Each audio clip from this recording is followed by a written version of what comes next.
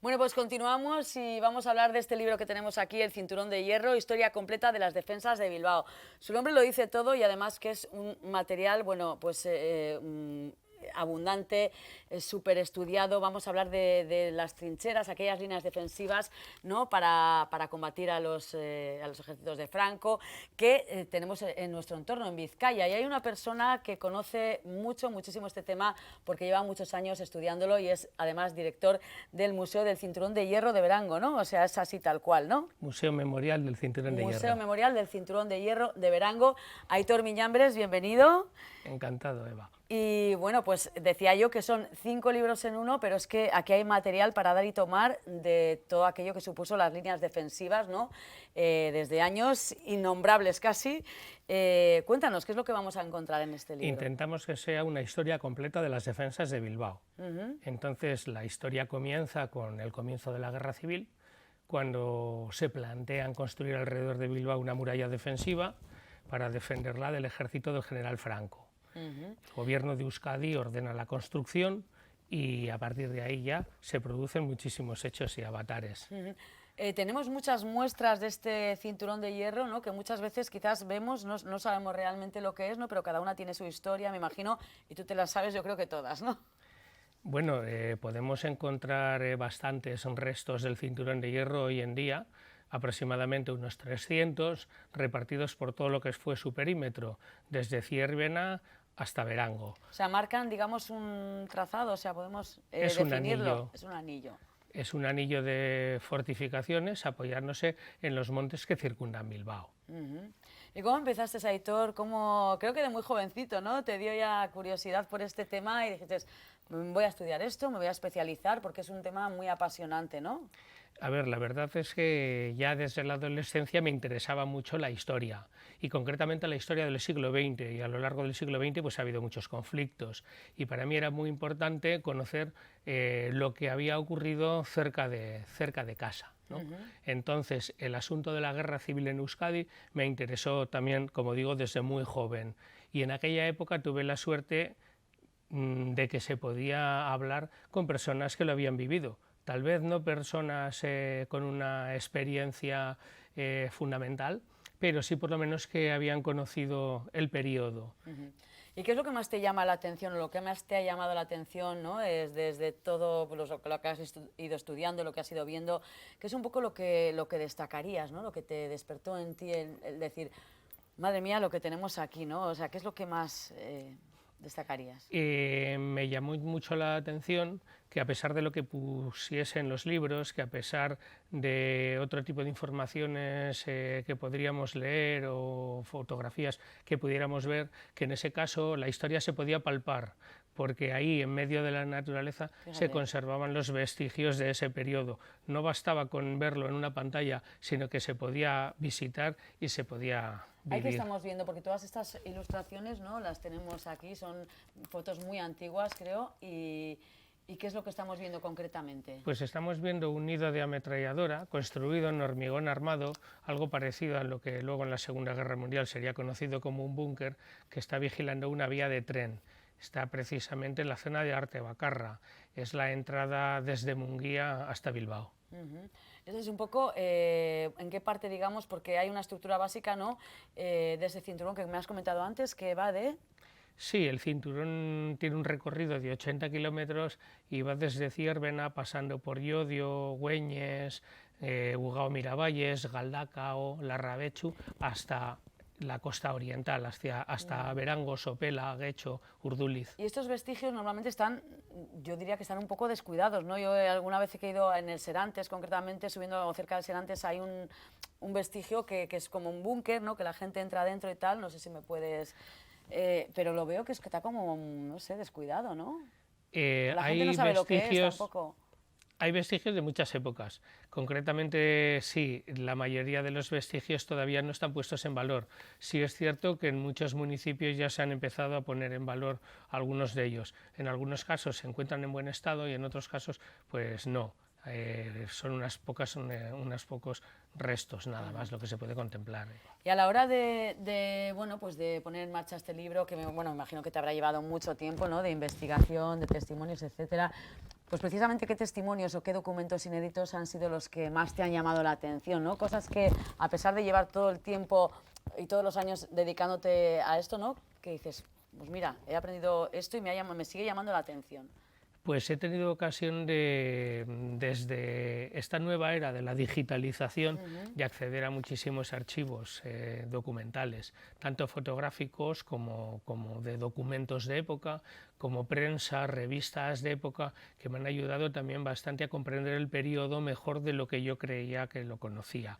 Bien, además he tenido ocasión a través de esta investigación de conocer personas que inicialmente no estaban en la historia y que me han ayudado bastante, no personas físicas, sino personajes históricos que inicialmente no estaban en la investigación. Sí había otros como el capitán Murga, como el capitán Goicoechea, como el teniente coronel Montaú, como el propio Lehendakari Aguirre, que eran personas que ya desde un primer momento estaban en la investigación y estaban en la historiografía. Vale, que pero ha habido otras personas que las hemos sacado a la luz a raíz de esta investigación y que ofrezco a los lectores poder conocerlas.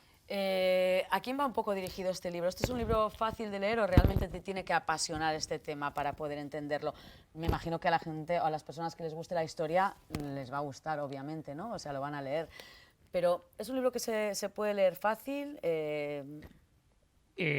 Por los comentarios de las personas que ya lo han adquirido sin esperar a la presentación, es un libro fácil de leer. Y es un libro además que se puede leer por capítulos. Quiero decir, no hace falta leer el primero para entender para poder leer el segundo. Se puede leer de alguna manera también por módulos sin que reste para nada interés el relato. ¿Y por qué me decías que son 5 libros en uno? ¿Qué te lleva a exponerlo de esta manera y no a realizar un libro como tal, ¿no? De una sola vez, toda la historia? A ver, inicialmente estaba contemplado como un solo libro. Lo que pasa es que la editorial Galan Books, que ha sido la que ha apostado por este producto, decidió inicialmente ponerlo a la venta en tomos pequeños y una vez ya terminada la edición, pues hacer una recopilación de los 5 tomos pequeños. Es decir, las personas que solamente quieran conocer la batalla pueden adquirir el tomo 4, las que solamente quieran conocer los vestigios de hoy en día pueden adquirir el tomo 5, las que solamente quieran conocer la construcción del cinturón con sus avatares pueden coger el primero o el segundo. Pero sin embargo las personas que quieran conocer la arquitectura y nada más que la arquitectura pueden coger el tercero. Las que se vean interesadas por el cinturón en su conjunto y en su complejidad pueden coger esta recopilación, que es la que aconsejamos. En tu publicación, ¿no? Bueno, pues lo que he leído un poco por encima, ¿no? Dices que hay zonas dentro de este cinturón que estaban pues sin fortificar de forma deliberada, ¿no? Sí. ¿Cómo crees que esto ha podido afectar a la defensa de Bilbao? ¿Qué es lo que ha afectado? Sí, ¿no? El cinturón en su construcción estaba boicoteado en tanto que el jefe principal de la obra, Alejandro Goicoechea, ralentizó la obra, dejó incluso algunas zonas sin fortificar a propósito para que los franquistas pudieran entrar más fácil en Bilbao, pero si bien eso facilitó la conquista, dada la diferencia tecnológica que había entre el ejército de Euskadi, el ejército republicano en el País Vasco, y la que había entre el ejército franquista, pues tarde o temprano las fortificaciones hubieran sido superadas, hubieran sido rotas con más esfuerzo por parte de los atacantes. Tenemos que tener en cuenta que los atacantes emplearon más de 100 aviones y casi 200 cañones en la rotura del cinturón para entrar por una zona sin fortificar o apenas fortificada. Claro, si la zona hubiera estado fortificada les hubiera supuesto más esfuerzo, les hubiera supuesto más bajas, pero en mi opinión era tal la ventaja tecnológica y profesional de los franquistas con respecto a los vascos en aquel momento que las defensas hubieran sido forzadas, a mi opinión, de todas maneras. Ejemplo, que, bueno, sí, es un nido de ametralladora que conservamos en Verango En el Museo Memorial del Cinturón de Hierro contamos la historia de las fortificaciones y luego solemos hacer visitas guiadas al exterior en un itinerario de la memoria donde visitamos lugares como este. Concretamente este nido de ametralladora que, a diferencia, como decías antes, de otros lugares, este se ha sido puesto en valor y ha sido recuperado por parte del ayuntamiento. ¿Qué recursos militares y humanos estaban disponibles en ese momento para la defensa de Bilbao? Pues tenían un ejército aproximadamente de 50.000 hombres, pero claro, no los tenían todos concentrados en la zona del cinturón, sino claro, los que los tenían desplegados a lo largo de todo el frente. Entonces, en el momento en el que se produce el ataque al cinturón, el ejército de Euskadi, junto con unidades asturianas, tienen unos 10.500 hombres y las brigadas de Navarra que les atacaban tienen 12.000. Sin embargo, como hemos dicho, no había aviación para la defensa y sí había aviación.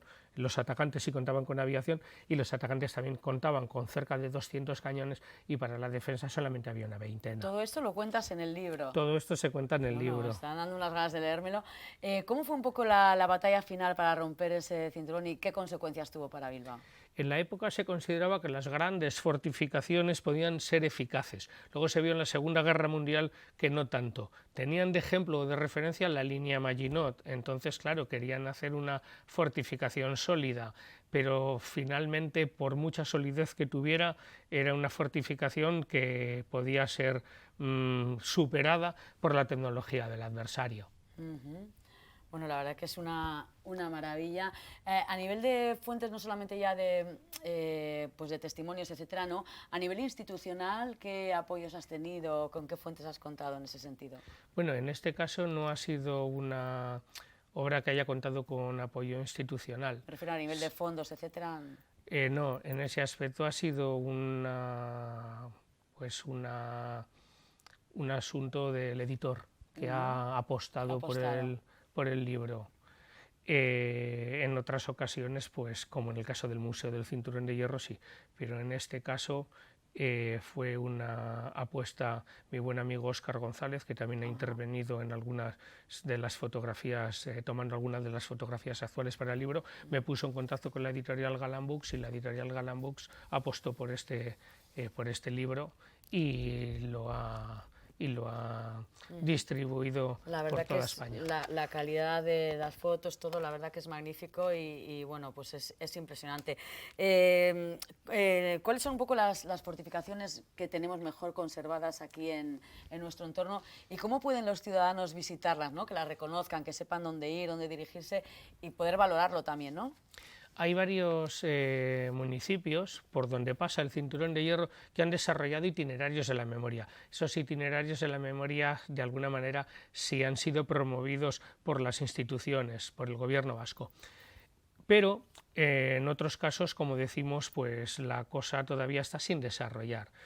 Lugares que se pueden visitar y que están bien acondicionados en este momento tenemos el ya dicho Berango, Sopela, Urduliz, tenemos Ugao Miravalles, tenemos Gamizica, tenemos también algo en Larrabechu, tenemos esfuerzos también en Laudio por recuperarlo, en Mondona, en Lújar, en varios municipios, con lo cual las personas que estén interesadas pueden buscar en estos municipios dónde están los itinerarios de la memoria y seguirlos porque están muy bien indicados.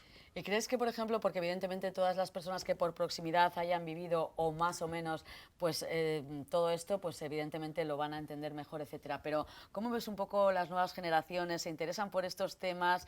¿Qué importancia o qué mensaje tiene que quedar del Cinturón de Hierro, ¿no? Para que lo entiendan, digamos, las nuevas generaciones? Pues creo que vivimos instalados en la actualidad, que no es malo estar al corriente de la actualidad, pero también pienso que conocer la historia de alguna manera mantiene nuestra identidad. Entonces, me parece necesario cultivar el conocimiento de la historia para que no se pierda la identidad. En estos momentos, en lo que respecta al Museo del Cinturón de Hierro, tenemos un programa que se llama Educar para la Paz, donde acercamos a los jóvenes, a los adolescentes, chicos, chicas, para explicarles lo que fue la guerra y hacerles reflexionar Claro. sobre la cultura de la paz. Porque me imagino que irán colegios, irán Sí. pues, estudiantes, familias, etcétera, ¿no? Y seguramente luego les llama la atención, ¿no? Quizás son temas que en un principio no les llamaban y después de hacer esa visita y escucharlo de otra manera, quizás, ¿no? Se sienten más interesados por el tema. Así es, como dices, hay personas que a lo mejor no les ha llamado demasiado la atención la temática, pero una vez que la conocen, la cultivan. Ujú. No sé si tienes algún proyecto inmediato, porque tantos años estudiando este tema, digo, bueno, ahora lo has plasmado en este libro, pero seguro, ¿no?, que esto es un no parar, ¿no?, y un seguir siempre aprendiendo cosas. Sí, tenemos otros o tengo otros proyectos desarrollando recientemente la exposición Odisea 1937, que rescata imágenes personales de heridos y enfermeras que estuvieron en el hospital La Roseraie de Vidart, y bueno, y otros proyectos sobre el batallón Guernica, sobre los bombardeos en Euskadi, sobre biografías de personas que tomaron parte en la guerra civil en Euskadi. Sí, en ese aspecto, además del cinturón de hierro, también tocó otros asuntos. Bueno, eres director del Museo Memorial del Cinturón de Hierro, ¿no?, de Verango. Me imagino que, bueno, eso tiene que ser una joya, ¿no? Dinos un poco horarios, etcétera, para que la gente pueda acudir, qué se va a encontrar en ese museo. Bueno, abrimos todos los días, a la mañana y a la tarde, menos el domingo, que se abre por la mañana. Hacemos visitas guiadas. La entrada al museo es gratuita. Apuntarse a las visitas guiadas también es gratis. Queremos que este aspecto cultural y memorialístico esté abierto a todas las personas, puedan pagar o no puedan pagar, con lo cual desarrollamos todas las actividades que podemos para que la ciudadanía pues, sea accesible a la ciudadanía. En el museo pueden ver la historia del cinturón de hierro, contada no con tanto detalle como en el libro, sino de una manera más divulgativa, también de una manera didáctica. El libro es didáctico, el museo es didáctico, y además, acompañando a la historia, podemos también... Sí. Acompañando a la historia también podemos ver, además de los paneles interpretativos, unos 250 objetos de época recogidos poco a poco, con esfuerzo, con ilusión, e incluso también gracias a las donaciones de algunas de las personas que nos visitan y que consideran que es el lugar adecuado para que se conserven los recuerdos de sus antepasados. Pues sin duda, recuerdos que para bien o para mal son recuerdos, tienen que quedar ahí, y es bueno pues, ¿no?, refrescarnos la memoria, sobre todo con todas estas cosas que forman parte de nuestro pasado, historia reciente, y la verdad que, bueno, pues esto es fruto de muchísimo trabajo, muchos estudios, muchos testimonios, como decimos, y desde luego es un material único. Así que bueno, ayer y hoy el cinturón de hierro, historia completa de las defensas de Bilbao, Antonio Miñambres. Yo creo que con esto vamos a aprender muchísimo y además nos va a hacer, ¿no?, implicarnos un poco en todo lo que tenemos en nuestro entorno, que muchas veces ni lo sabemos. Así que te agradezco muchísimo y nada, mucha suerte con el libro y a ver si nos acercamos al museo. Es que ricasco por estar con nosotros. Es que ricasco suey, Eva. Y nada, pues bueno, pues vamos a quedarnos con unas imágenes de las fortificaciones, de ese cinturón de hierro y de todo, de una pinceladita de lo que vamos a poder ver en este libro.